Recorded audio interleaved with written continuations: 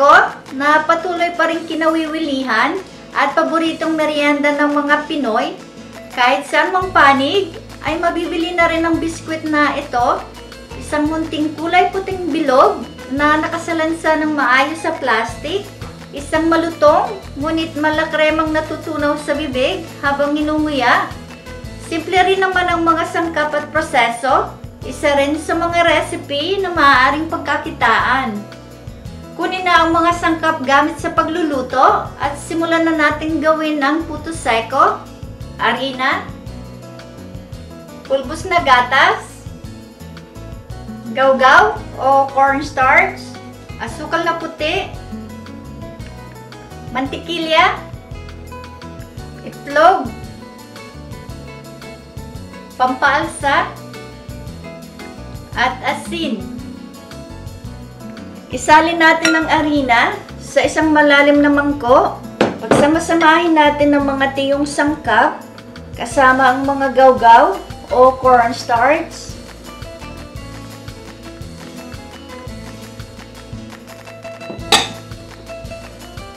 Pulbos na gatas.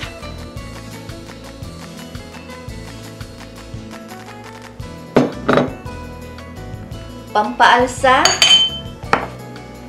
at asin. Haluin natin itong maigi hanggang sa mapagsama-sama o maghalo ang lahat ng sangkap. Ang proseso na ating gagawin ay may pagkakaiba sa original na sangkap at proseso.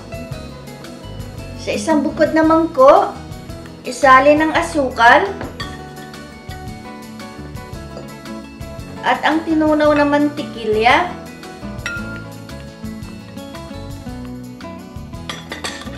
Isama na rin natin ang itlog. Batihin ito gamit ang dikuryenteng pambati. Gawin ito hanggang sa matunaw ang asukal at magkrema.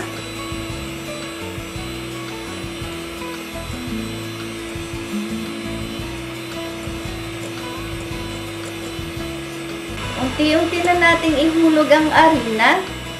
Maaaring gamitan ng anumang panghalo sa prosesong ito.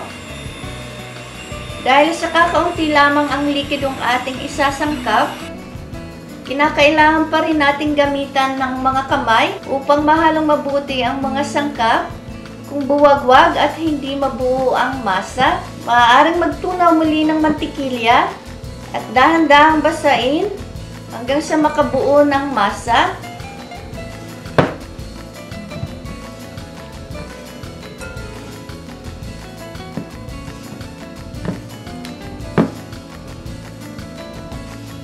Ilagay ang masa sa isang malinis na paggagawan at hatiin ito sa magkaparehas na laki.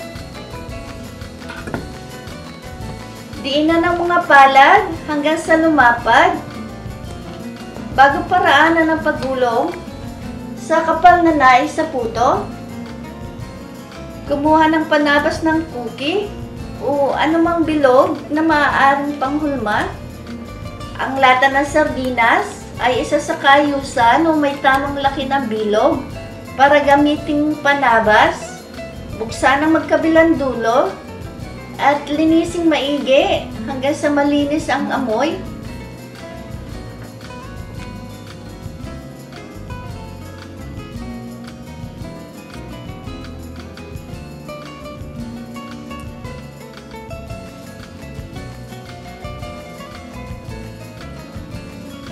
Isa-isa nating ilatag sa lutoang yerong na panghurno na may tamang pagitan ng bawat isa.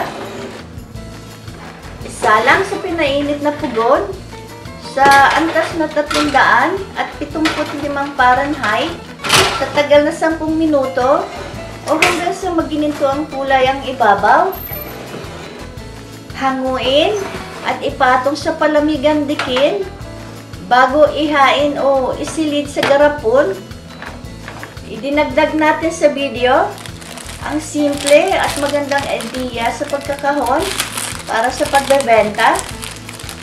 Humanap na isang kaayusan laki ng kahon na maaaring maglaman ng hanggang 20 piraso.